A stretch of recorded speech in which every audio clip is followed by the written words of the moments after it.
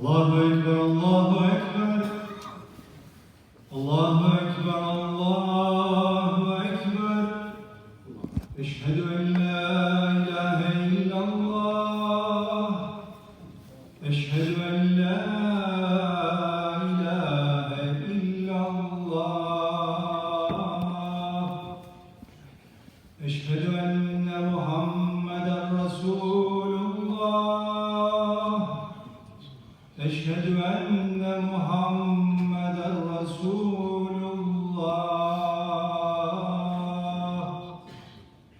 Hayya ala salah.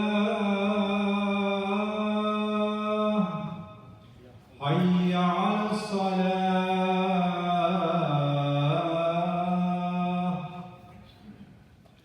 Hayya ala al-falah. Hayya ala al-falah. Allahu Akbar, Allahu Akbar. La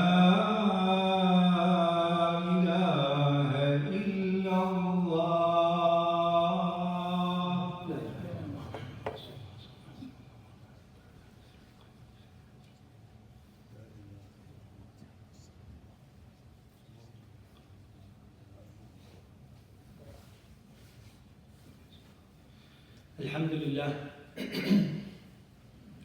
الحمد لله نحمده ونستعينه ونستغفره ونعوذ بالله من شرور أنفسنا ومن سيئات أعمالنا.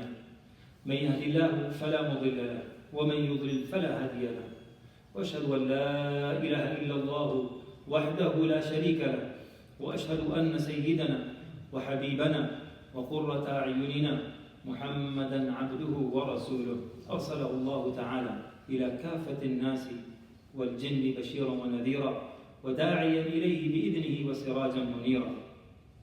وبعد، فأوصيكم ونفسي بتقوى الله.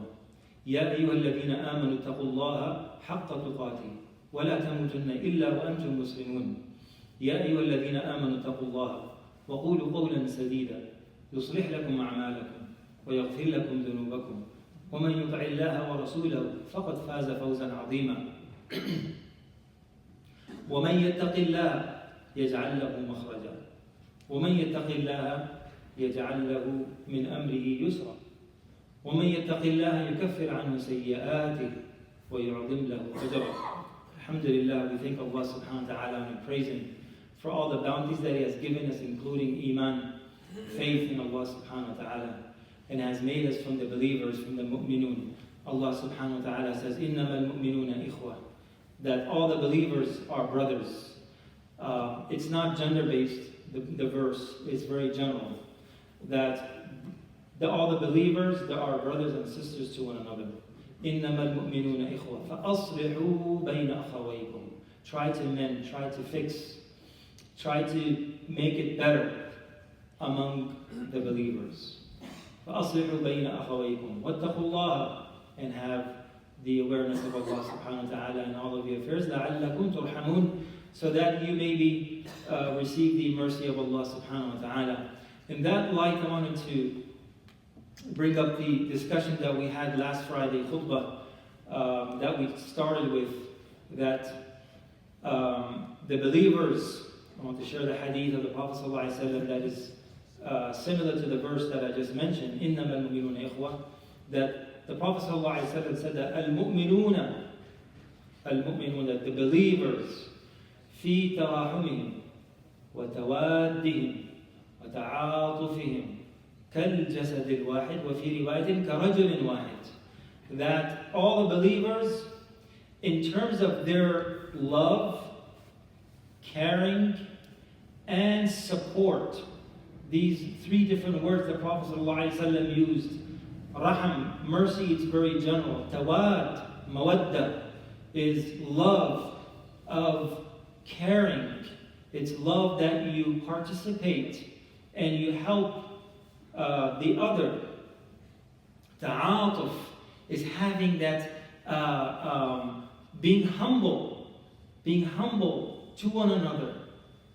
Ta'atuf.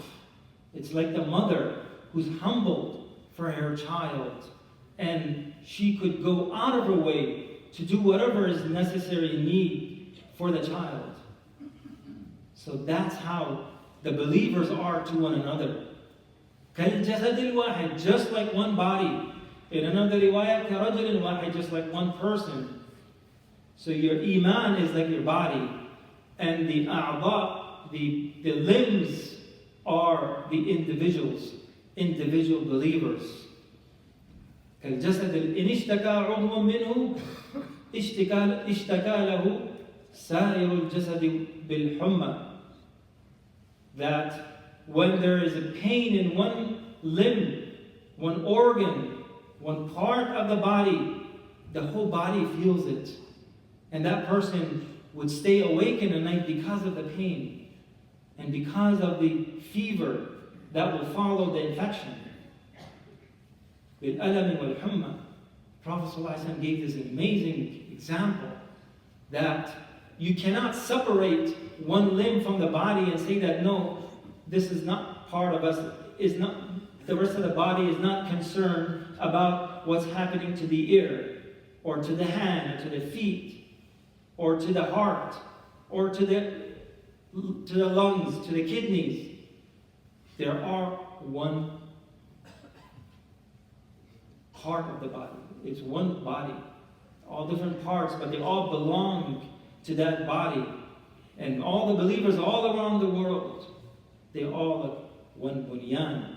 In another hadith, kal bunyan, they are like one structure. That each part of the structure supports the other. You cannot have the roof without the walls. And you cannot have the walls without the pillars. And you cannot have the pillars without the foundation. Iman is the foundation. And all the rest, they are together. They hold on to one another. They hold on to one another. Support one another. Support one another. They cannot stand by themselves. And this hadith indicates that the other side of one is to help and support and be there and have love and have mercy. And the other part indicates that you cannot stand alone. You cannot just be by yourself. Individualism has a part in our tradition where you pray your tahajjud by yourself. Then you have your private life at home, your family. But the rest, a lot of that has to do with public. Just like Jum'ah Salat is a mandatory act of worship that you have to pray in congregation. You have to be with one another at least once a week. Whether you like it or not, you have to be there for Jum'ah Salat. Once in a week at least.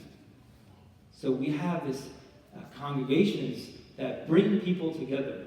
And that's one of the aspects of our, important aspect of our tradition.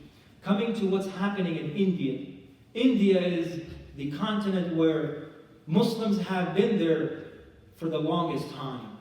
It's not something that, or like these shores where people came 400 to 500 years ago. Almost 400 years ago, Muslims landed on these shores. The African slaves that were brought, first Muslims in this country. But in India, people were there.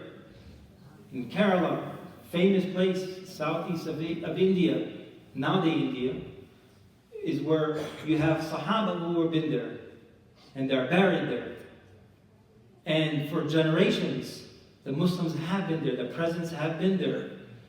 The Mughals were there for 400 years. And not very recently, but 150 years ago, the great institution of knowledge was established in Deoband, which I'm one of the product of that, of one of their branches. Been around for a long time. There are contributions all around the world. The great Nawab of the Nizam is the one who donated the place for the central masjid in London. So the Muslims of India, they have been there. The contributions also known, but recently things have escalated, and it started approximately 100 years ago. And I want to share a few points with you of what's currently happening in India. India's Muslim population is threatened by statelessness, followed by genocide, They are threatened by the ideology based upon the hatred of Muslims. That's the ideology of the so-called party, BJP, the Bharatiya Janata Party, that is that hatred towards Muslims. And the political ideology of the Hindutva drives the ruling party of India. They are the ruling party. And they are part of the old RSS that was equivalent to the Nazi, and they were very supportive of the Nazi Germany at that time. The current situation of the Muslims, the attacks on religious freedom of Muslims are being carried out at large in great scales in India. It includes the demolition of many well-established mosques, restrictions on salah, on prayer in congregation, and are banned from gathering outside of the masjids. Many of India's BJP party members have openly made blasphemous comments about the Prophet Muhammad ﷺ, and they have arrested those people who have openly came out and spoke against it. Many of India's BJP party members, the Darul Uloom Deoband that I just mentioned, they have sanctioned, and they are trying to sanction the place, and they are saying that it is an illegal place, along with approximately 307 madrasas, institutions that teach purely the religion of Islam, the deen. Hundreds of Muslim homes have been bulldozed or razed to the ground without an official notice. You know, we hear about these things in other places, like in Palestine and many other places. It's atrocity. It's terrible. But it's happening in India, where the Muslims are 15%, approximately 250 million. 250 million Muslims. The second largest population in India after the Hindus. And hundreds of young Muslim youth have been lynched under the charge of loyal jihad, quote unquote. Some are even unjustly framed, even it's not the case. Several Muslim continue to be detained, jailed, and lynched with false accusations. Hundreds of Muslims have been denied their citizenship. And many Muslims have been categorized in many ways to demonize them. So all these things are happening. All these things are happening in India, and we should be. It happened also in New Jersey, where one of the prominent leaders, they had a rally and they mocked Islam. So these things are now coming to these shores, and they're all around. So we have to be vocal. We have to understand. We have to be aware, and we have to support. So the Indian American Muslim Council, the IAMC, is organizing a fundraiser, inshallah, this Sunday. So you're requested to join because they have some great information to share, to help and support. So it's something that at least that we can do. Of course, dua is something that we always do, and we should continue to do. But also to do something a little bit out of our comfort zone, to build awareness, especially for our Muslim brothers and sisters who are not aware of it, because a lot of these things, they are not in the regular media that we hear and listen and see. So we have to be aware of these things that are going on. We ask Allah subhanahu wa ta'ala to make it easy for them. Many of our young sisters who struggle here in the US, but they still have the luxury of a lot of freedom, a lot of support, legal organizations. But many of the young girls, the hijabi girls in India, Muslim girls, are denied in their institutions, in many of their institutions, to wear their hijab. They are forced to take off their hijab. So we ask Allah subhanahu wa ta'ala to make it easy for them. We ask Allah subhanahu wa ta'ala to Give them the reward of all the difficulty that they're going through, and accept their shahada, accept their sacrifice, accept all of their offerings. We ask Allah subhanahu wa ta'ala to bring ease and comfort to them. أقول قولي هذا وأستغفر الله لي ولكم فاستغفروه إنه هو الغفور الرحيم.